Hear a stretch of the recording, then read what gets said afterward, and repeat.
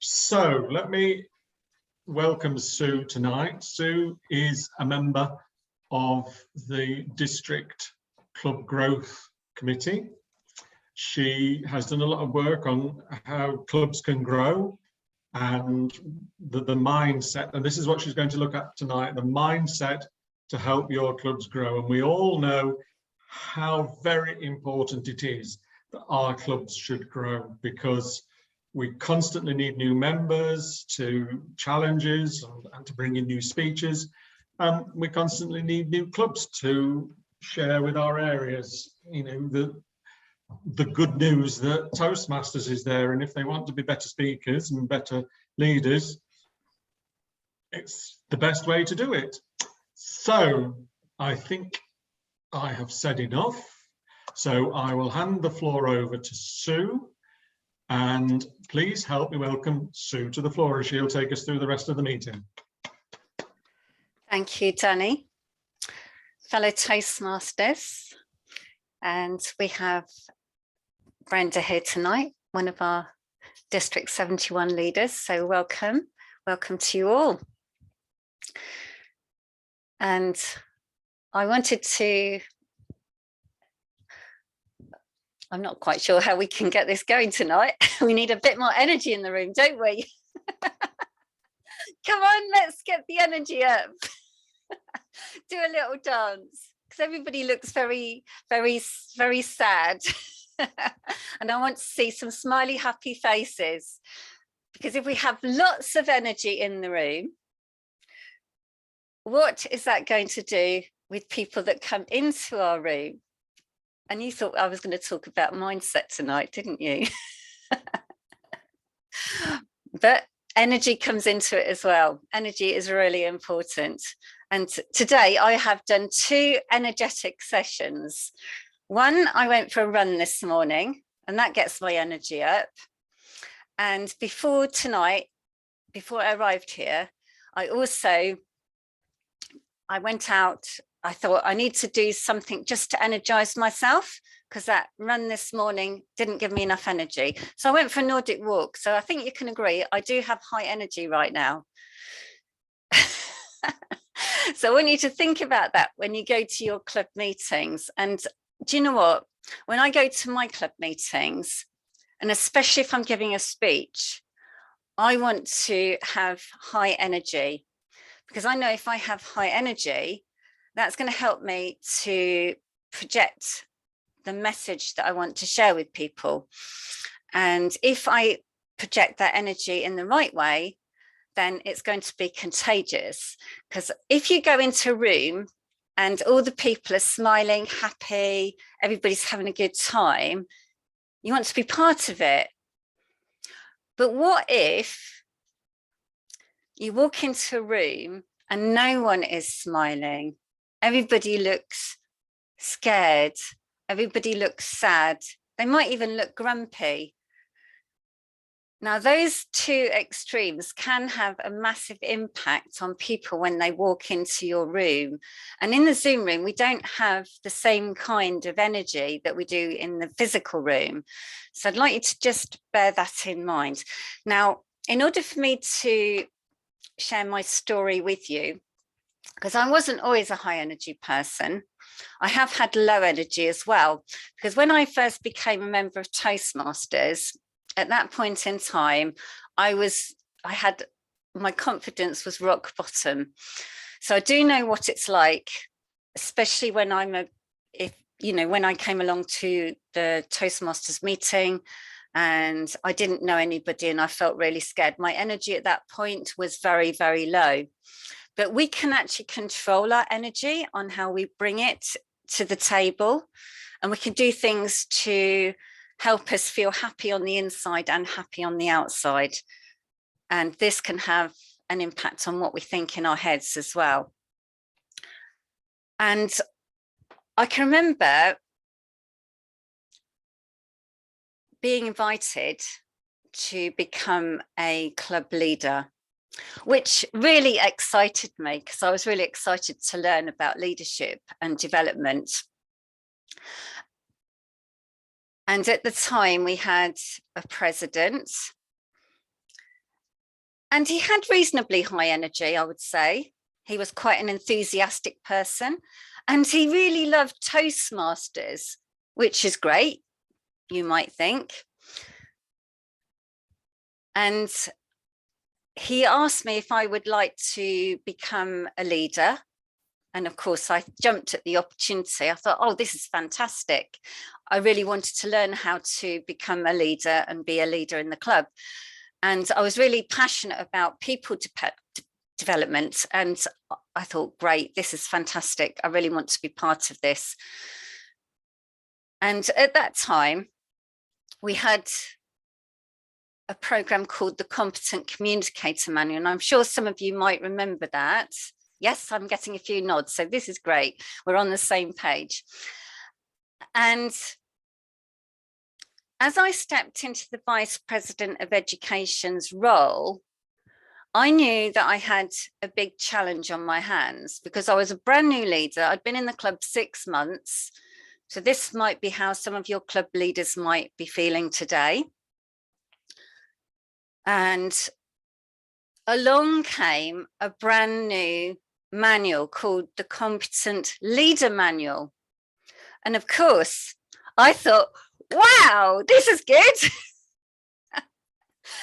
I'm really excited about this. And we had a new club president who was the lady that introduced me into the club, which I'm really eternally grateful for. And he said, oh, this is the ex-president. He was doing something else at this time. This is the ex-president. He said, oh, I don't think I'm going to bother with that. But he wasn't the only one. There was a lot of people putting up resistance. So which mindset do you think this ex-president had? He wasn't particularly excited about the new program. He didn't see it as an opportunity. And at that point in time, my challenges got even greater. But was I going to let that bring me down? No. Because I could see that this particular program was a fantastic opportunity. And I can share with you how things changed, but I'd like you to just think about your current situations and how your clubs are operating at the moment. And I think we should launch that poll just to see where we're at. So let's do that now. So Mr. Toastmaster, no, Zoom Master, I think is in control of the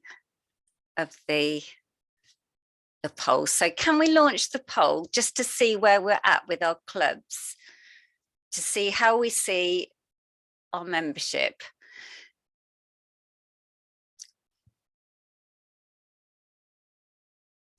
So if you can pick which one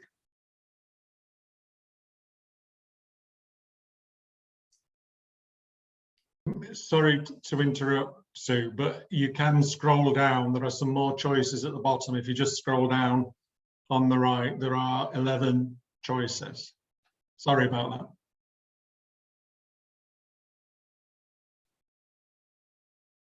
I think we've got 2 questions that this, I think that it's been repeated. So there should be 1 question and 10 answers. So if you can pick which one applies to you in terms of your membership.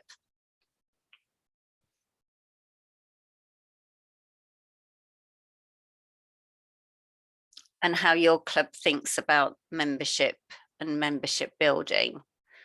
I think this would be a good starting point.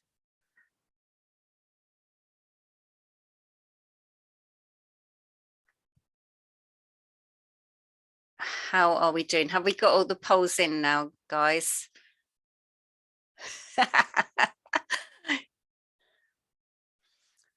Well, it's good to see that we have 20% of our audience want to build membership, and we have 10% that think their club might build membership, and 20%, oh, we've got club is building membership. So that's good, fantastic, 50%. So we're doing pretty well, but we're not all in that 50% bracket. So let's see if we can work on that tonight to change that situation. Because you remember that ex-president that we had at my club, he was not really very happy about the new program that had arrived.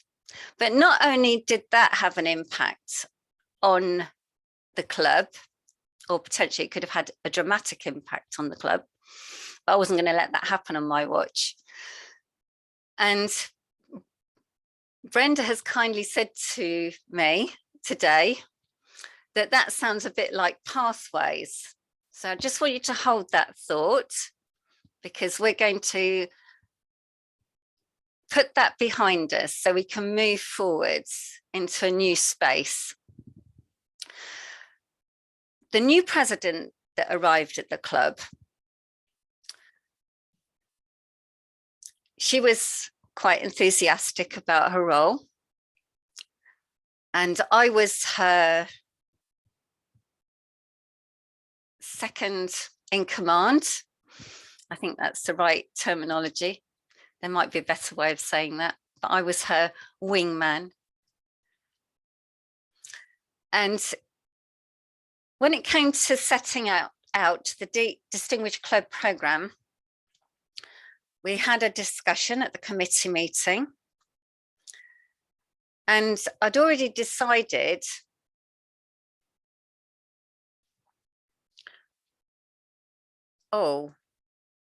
I've just realised I haven't shared the results with everyone. Should I have done that? Never mind, I'll come back to that. We can perhaps share that later. So I had that popping up on my screen. Right, yeah, so membership. We had a great, she was saying, yes, great. I know who's going to get this educational award, and I think so-and-so is going to do that. But these membership goals, oh, they're pretty tough. Don't think we're going to get those goals. So the plan was we were going to get the President's Distinguished Club. I'm not 100% sure. So I said, I didn't say anything at the time, but I made it my goal to help the club change that situation. But of course, there were a number of barriers in the way. Now, what I'd like you to do right now is think about some of those barriers that are in the way of your club being where it is to where it might want to be. So if you have a membership goal that you haven't reached yet, ask yourselves why that might be. And if you have things that are happening within your club that could have an impact on that membership goal, and these could be things that are going on inside your head that you haven't verbalized yet. So what I'd like you to do is go out into the breakout rooms, have a discussion between the people that you're meeting up with to see what barriers might be getting in the way, things that people say in the club, things that you might have said yourself, things that are perhaps not being said that might have an impact on your club gaining a new member. So you've got a guest that shows up and they haven't become a member yet. So think about some of those issues that might be getting in the way of your club becoming a really successful club. So let's let Cameron take us into some breakout rooms so we can have a discussion, and then once you've had the discussion, we'll come back into the room and we'll have a share. Welcome back, everyone. So thank you for having those frank conversations in the room. So what I'm going to do now is I'm going to call upon each room so you can share your top 3 things that were your biggest barriers to success within your club. So room number 1, who is your spokesperson? Zuka. Hello, yes, my name is Zoika. We haven't established a spoken person, but if everybody is agreeing, I could say a few words. I was saying that for us, it was, and it's still quite difficult at the moment because we are a corporate club, and with so many members being in working from home and personnel moving around, some of our members have left the company, and we are quite we're trying to recruit, but unfortunately we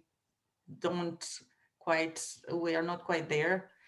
People are still unconvinced, although every year we are I think we're doing what we're supposed to do. We'll repeat again this year, well, what can I say? We can just hope that we can motivate people to join the club. Thank you for sharing, Zoika. That's lovely. Shall we go to room number 2? Have you got some barriers that you can share with us? I think that was our room, wasn't it, Cameron? Yeah. Yeah. I'll speak for us if that's okay with everybody. The barriers we thought were sort of, a lot of it was caused by what we've been through this last 2 years, because certainly at 1 or 2 of our clubs, you know, we picked up people during lockdown who enjoy Zoom meetings and have never been to face-to-face meetings. But we lost some people at the beginning of lockdown who like face-to-face meetings, but were fed up of being on Zoom because they were on Zoom at work all day. So it's trying to strike a balance. And some of the clubs, there was one of the clubs that is going to remain as a hybrid club. Another club that was just going to be aiming towards being face-to-face. And most of us at the moment were trying out some form of blended. So one meeting face-to-face, the next on Zoom.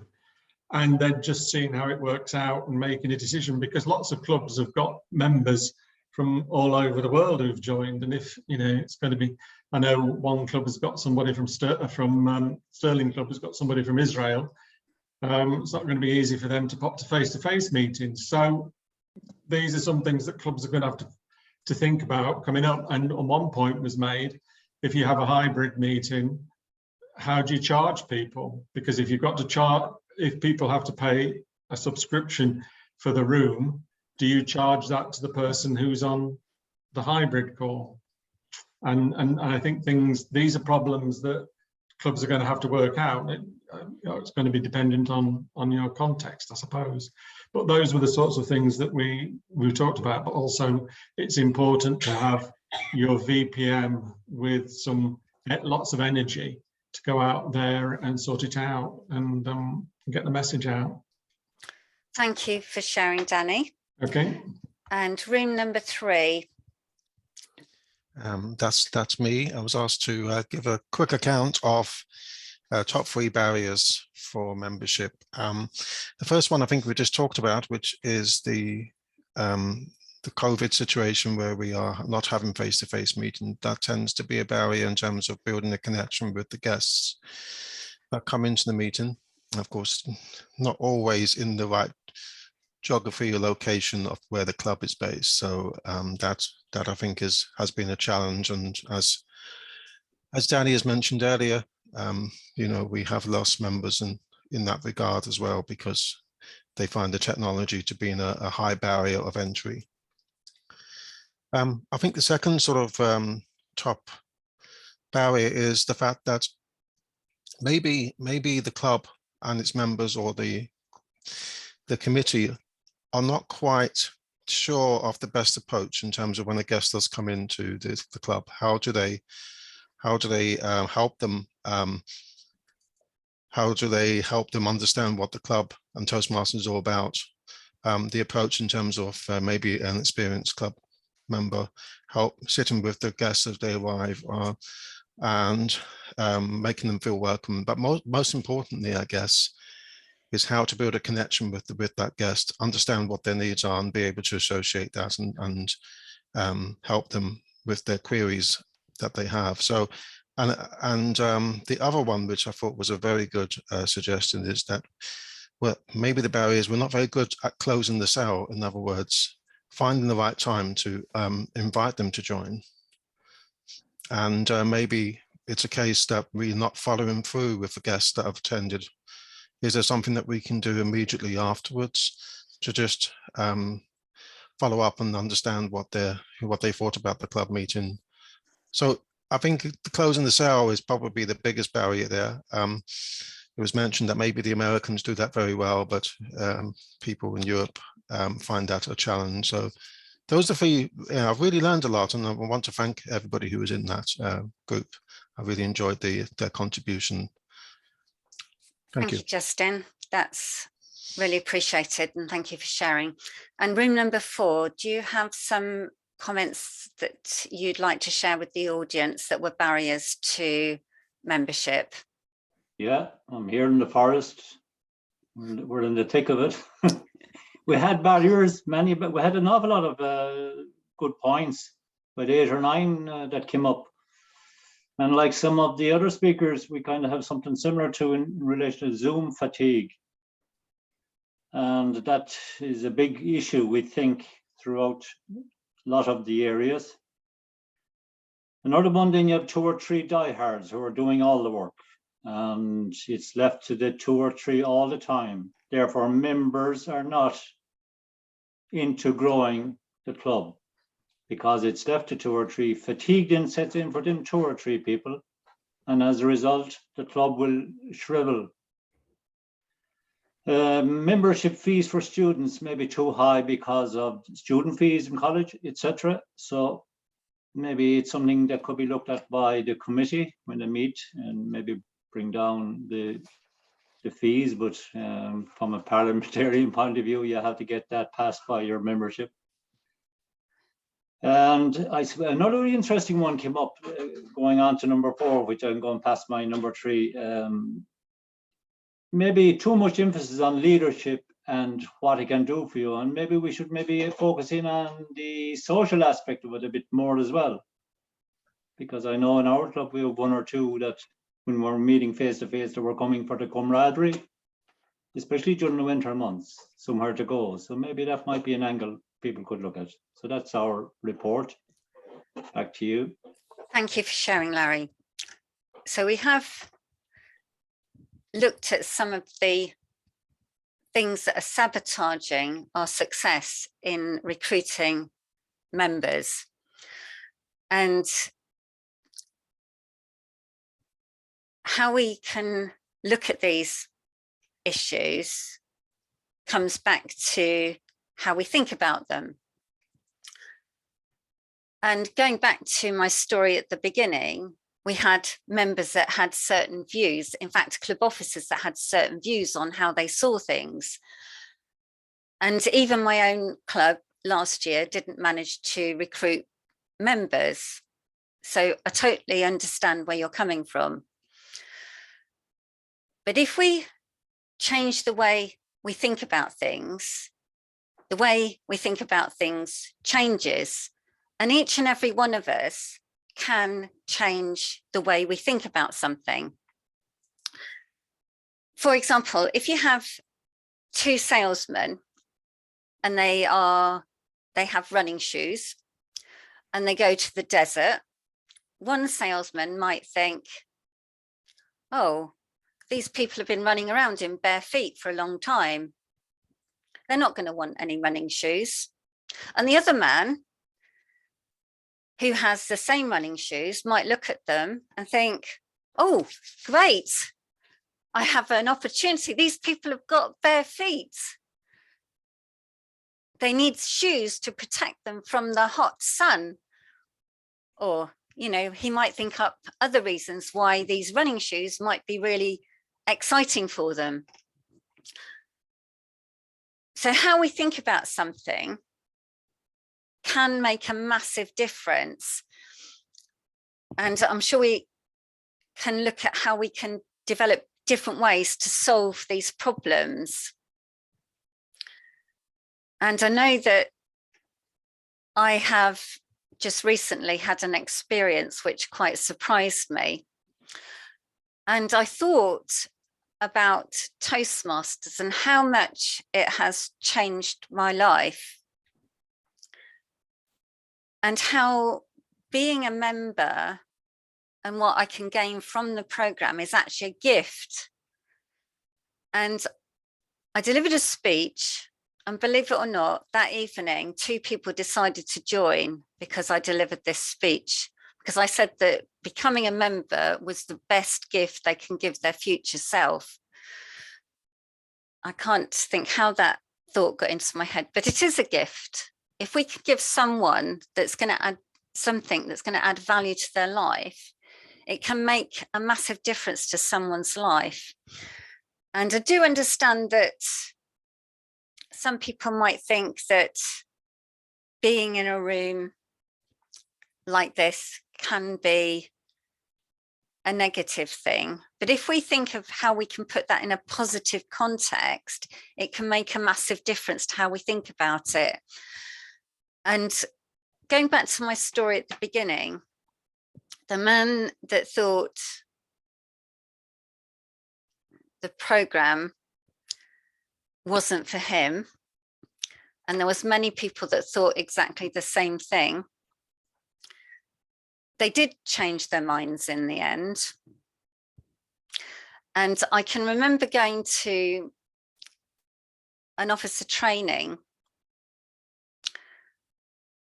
and I was invited to speak about the Competent Leader program because I saw how wonderful it was for our club. Now, if we can think about our Pathways program and how wonderful that is for our members and our potential guests, do you think that might have an impact on how they receive that information?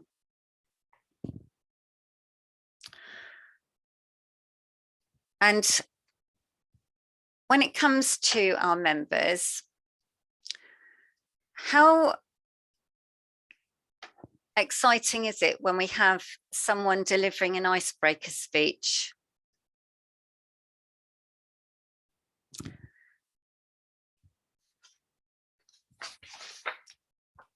Well, I'll add to that. I always think that it's very exciting to see some novice come and present an icebreaker, and it always establishes them on the road to, well, currently Pathways, and that is their experience. And if once the evaluation is delivered, they're probably or should be walking on air. Fantastic. So that's amazing. Now, going back to the point that someone mentioned about the program, I think it was how we match up the program to how the person, because when someone comes into our club room, whether it's on Zoom or whether it's in the real live world, it does make a difference it can make a difference to their life. Because I can remember meeting a gentleman from Northampton. The first time I met him, he joined through a Zoom environment, and he actually paid a visit to our home club, which was a hybrid meeting. And he felt completely different in the hybrid in the real meeting, because he had to talk to people in the real world. So it made a big difference to him. And how we communicate online can make a difference to people in the corporate world as well. Because I know a lot of companies now are meeting online, and that's going to be around for quite a while. So if we can think about how it can benefit someone's life rather than hindering someone's life, it's just a different way of looking at something. And I'm not suggesting that everything is going to be shiny, because with everything that we have in life, it is going to be a challenge, but it's how we meet those challenges and rise above them that can make the difference.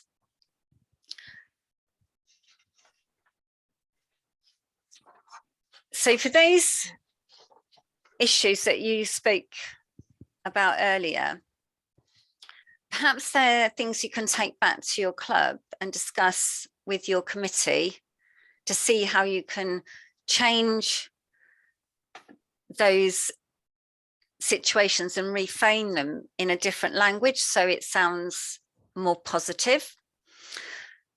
And I can remember when the lady said that membership was going to be a problem, and I can remember thinking, no, not on my watch.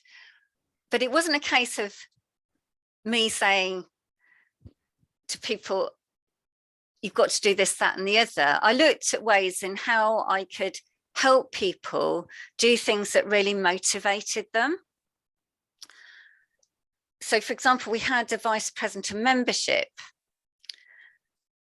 and he really enjoyed doing the membership induction ceremony. He absolutely loved that. So I thought, well, if more members come in, then he's going to be able to do that more often. So we looked at how we could find a way to give the new members membership packs to entice them to become members. So he could then, so he was like really excited about giving out the membership packs to people. And if we're going to be doing this in the virtual situation, then is there a way you could come up with an idea that could emulate that opportunity to help that person? Because if they've come into your room, then they've come in for something. What have they come in for? Have you found out what they really need? And if you do know what they need, have you understood how the Pathways program can help them? Because I know when I had the Competent Communicator Manual, and I'm going to use that as my example, there was a lot of resistance against that. And I had to look for ways in how it could help the club grow and flourish. So, for example, if I wanted to increase membership, we have 3 membership campaigns that we can run during the year, but not just 3. There are other campaigns you can do as well. And I looked at how our members could become a campaign leader. Now, these are projects within Pathways that you can do. So they've moved them from the Competent Leader Manual into Pathways programs. And these Pathways programs are like mini MBAs. And if we were to present this as a value package to, I know someone mentioned students earlier. Now, if we have a student and they have to purchase an MBA, that's going to cost them a lot of money. But if they have a mini MBA within a Toastmasters program, how much is that? $20. So if you can show them what value it can add to their life, then these are ways you can overcome some of these barriers that you're faced with. So yeah, in the next few months, people will be re-electing or electing their officers for the following year. And I think the most crucial person, and it's a very important position that should be thought about very carefully, is the president. He's the leader, or she is the leader of the club. And if they're dead, the club is dead. And I think clubs should think seriously about who they put in as president and not just ask anybody that comes into their head. Because if the president is not proactive and getting the committee to meet regular, you might as well wave your goodbye to membership. So I would, that's one thing I would ask people to consider in the next few months. Well, I'm Like a glad leader of any team, a captain Yeah. of a team, it's crucial. Can I It make is- another point, Sue? Yeah, of course you can. Go for it. If someone is pushing membership and Mhm. they are the membership officer, that surely other members within the club, if it's a face-to-face meeting, would encourage that person to join and become involved in speakers as a context of them really benefiting from the actual experience of it. Yes, we want to ensure that our members have an experience, and there is a happy ending to my tale that I was telling you at the beginning, because the man that had the challenges with the competent leader came round in the end and realized how much value it was adding to our club and the members. But not only that, he went on to be a division director, and his motto became, "It's all about the members." Yep. And it's absolutely all about the members, and the members are the lifeblood of our club. Absolutely. And new guests means new life in our clubs, new energy. And these are our leaders of the future. And yes, we can nurture them and help them on that leadership journey, one step at a time. And their first step is to be involved. And how you bring that about is the challenges that it is facing the challenge with a flexible mindset. Because if we can be flexible in our mindset and not rigid, it helps us to look at those issues in different ways, so we can see it from a different perspective. And if we value our members and our officers and their contributions and ask the questions, well, how can that be different? How can that be changed? How can that program help this person or that person? Instead of saying, oh no, that won't work, it's how can it work for us? And if you can ask those questions and look for those answers, you will find them.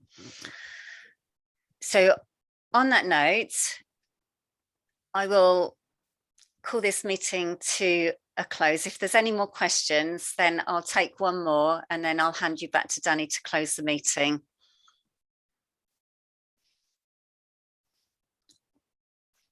Justin. Thank you very much indeed, Susan, for that very good overview of club membership. I have a suggestion for the committee that's looking at membership here, and that is that I think a lot of good advice has been given. One of the things that I've always found useful as a learning tool is that we focus on some of the hypotheticals. So we actually get people to think through what would happen in different scenarios. So, you know, you were just explaining one scenario there in terms of your club president's view on the competent leader. I think a good learning experience has been that you actually pose a number of different scenarios and you ask people to go into their groups and say, well, how do you solve that problem? You know, this happened. How would you approach it? So, so for example, if a guest come in, you know, what would be the first thing that you do? Break into groups, people think through the problem and apply their knowledge and apply their learning from what apply their knowledge and experience. And people get to see practically how things could be done. So, you know, I think it's worth exploring that. It's a very powerful technique because of people realize, you know, visualizing how things could happen or what needs to happen. So, but I think it's a really good program that you're doing here. I want to thank you for that. Thank you. And thank you for that, because you're absolutely right. It's having that vision, and having that vision and having everybody behind that vision can help you to achieve it. And each and every one of you will have a contribution to that. And if it's skill sets that you're looking for, then if you want to contact the Growth Academy, then I'm sure that we can come up with some upskilling to help you with some of those challenging areas. We're absolutely delighted to hear from you. So I'll now hand you back to Danny, and thank you very much for your time today and your attention. It's been wonderful to share this time with you. Yeah, thank you very much for that. So it is such an important, as people have said, it's such an important thing, because if we're not growing clubs in terms of members and in terms of the number of clubs, then we've got a dying district. And we are stronger than that in District 71. You know, we've got a good, strong district, and we need to build on that, but we need to keep plugging away at membership. And I think there have been some good ideas there. So thank you very much for that. Before people go, there's just a couple of things I want to say. If anybody is interested in the Speaker to Learner course, we're running a session on Saturday, which is 10 till 3. It goes through the basics of using your speaking skills to become to start to become a trainer. We are running one on Saturday. There are still a few places left, but it's very limited. We only have 12 people, but we do have a waiting list, and we'll be running a session next month. So just message me in chat if you're interested in that. Send me your email.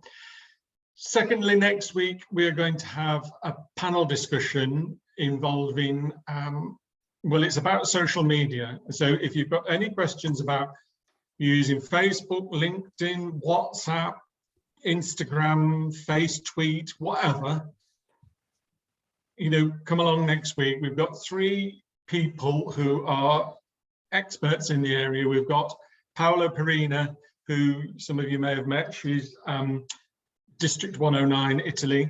She is on their senior leadership team, and she is very much involved in promoting social media. We've got Ernald Van Buren, who is our District 71 PR manager, so he'll be available. And we've also got Donna McEwen, who is from Monaghan Toastmasters, who's doing some good work there. So please come along. If you've got questions about social media, how to use it, I mean, not the technical details, but how your clubs could be more effective in using social media to get the Toastmasters message out, please come next week. Brenda will send you a reminder email over the weekend. If there are no further questions, once again, thank you very much, Sue, and thank you all for attending. It's been good to see you all, and I hope you enjoy the rest of your evening, and see you next week. Take care.